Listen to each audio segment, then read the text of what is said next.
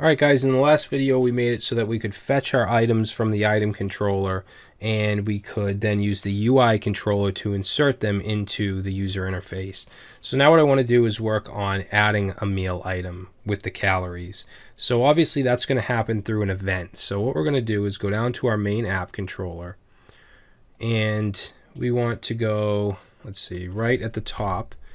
And instead of putting all of our events, just putting them in there, I'm going to create a function here or a function expression called load event listeners, and then all of our events will go inside of there, okay, or our initial events. So let's say load event listeners, and we're going to create a variable here, load event listeners, set that to a function, and then this is where we're going to put them. So what I want to do is when we call an event, okay, we're going to need to do some selecting like we did here, query selector. So we're going to want to use the UI selectors. Now, since UI selectors is a private, it's actually a private variable in the UI controller, we can't access it directly. What we're going to do is create a public method that will allow us to get the selectors. Okay, so we're going to go under the populate item list, put a comma right here, and we'll call this get selectors.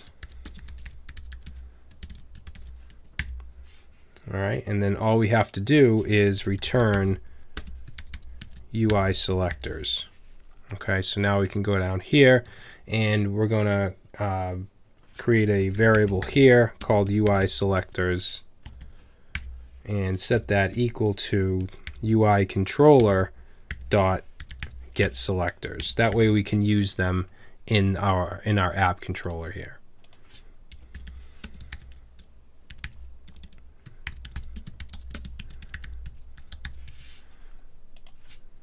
Okay, so we're going to need an event to add an item, right? So let's say add item event.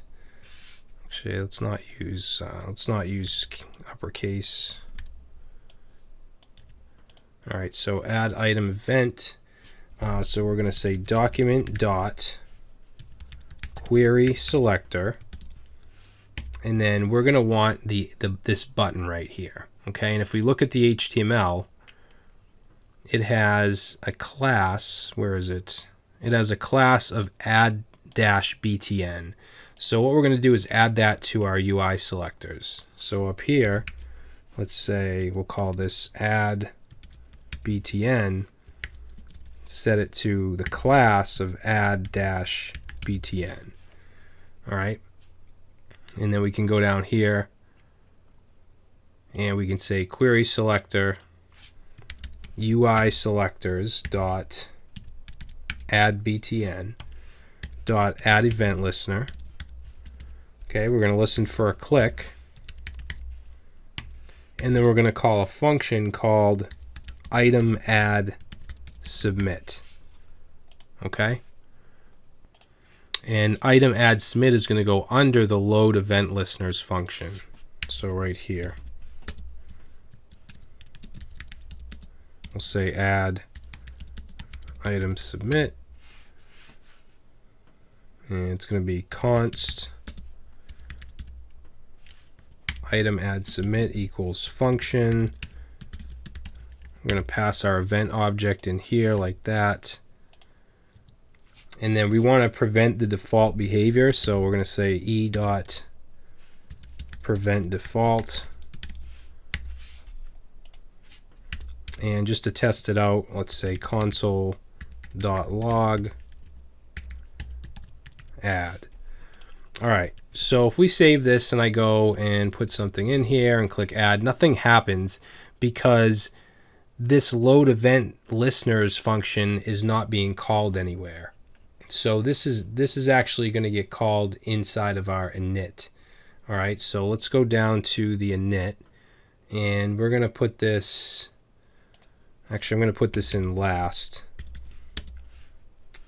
So let's say load load event listeners, and we're going to call load event listeners. All right, so now let's try it. And now we get add, okay? So what do we want to do when we first submit an item here? What we want to do is make sure that there's actually something here, okay? So let's see, we'll get rid of the console log.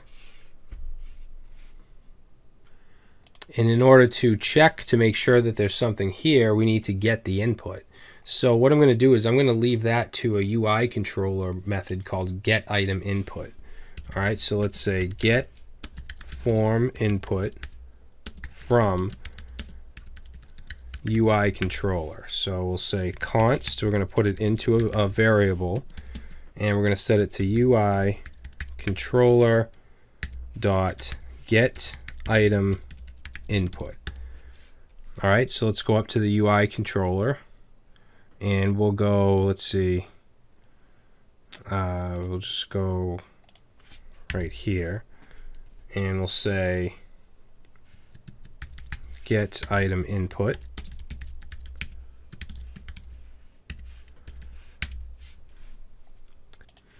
And we want to return an object with the name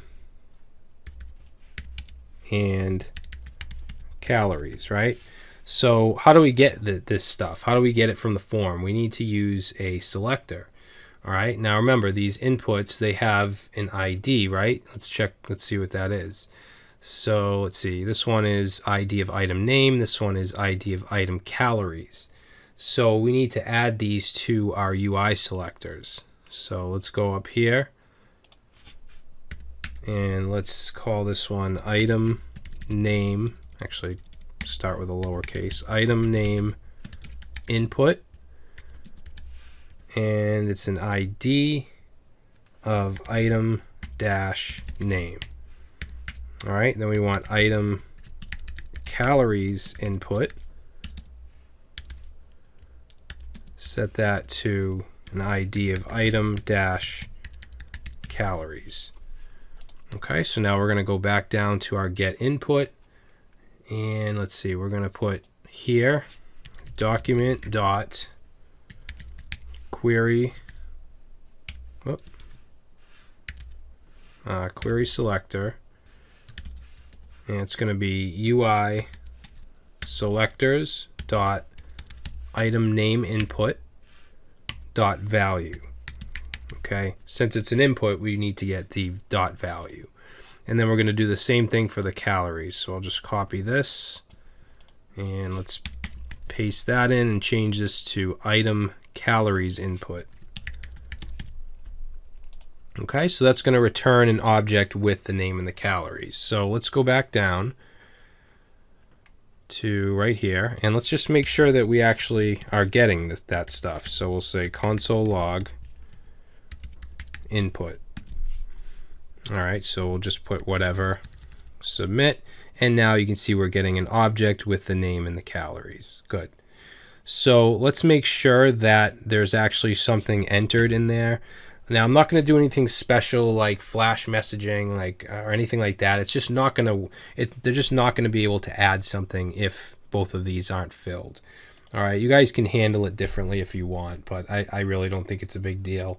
So what we'll do, let me see. We're just going to do an if. We'll say check for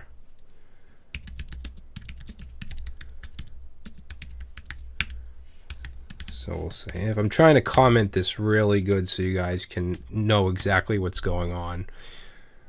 So let's say if input, remember that's an object, so we can access .name. So if input.name is not equal to nothing, and input.calories is not equal to nothing, then we can proceed.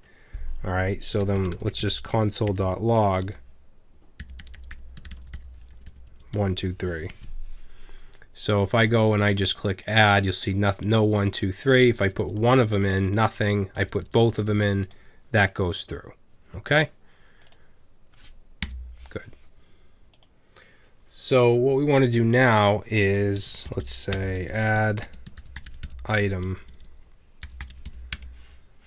So that's going to be in the item controller dot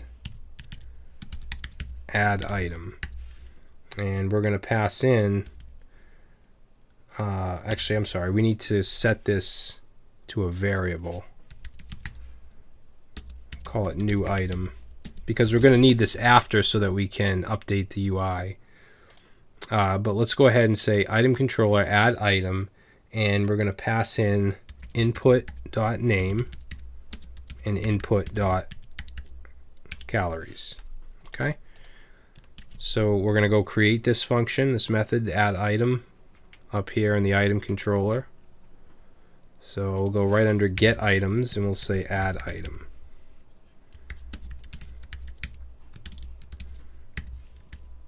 All right, and that takes in the name and calories. And just to make sure it's working, we'll console log name calories. Okay, so you can see that that's logging good. All right, now this is going to be a little bit confusing for some people because we need to generate an ID, okay? Because remember, these items have IDs, and that's how we're going to identify them in certain places. So what we're going to do is we're going to take the items, and we're going to try to make it kind of like an auto increment. So let's say that this is ID 3. We want the next one to be 4, and so on. So we're going to do a little bit of logic here. So let's say create ID, and we're going to say if the data.items.length is greater than 0. This is going to have an else as well. So if it's greater than 0, we're going to do something. But if it's not, then obviously we want the ID. We're going to make the ID equal to 0. Actually, let's go up here and say let ID. All right, so ID will be 0 then. If not, or if it's greater than 0, what we want to do is make the ID data.items, and then we want the index to be the length minus 1. Okay, so if there's 4, we want this to be 3. So we can do this by saying data.items.length minus 1. All right, and then we want the ID of that particular item, and then we just want to add 1 to it. Okay, so this will give us a sense of auto increment. Okay, so that will create the ID, and then we also want to take the calories and we want to parse it as a number, because when we initially type it in, it's going to be a string. So let's say calories to number, and a while back we learned about the parse int. So let's say const calories equals parse int calories. Actually, I'm sorry, I don't want this here. So calories equals parse int calories. So that'll change it to a number. All right, then we want to create a new item. Now remember, our item, we have a constructor up here. So when we want a new item, we need to say new, the keyword new item, and then pass in the data. Okay.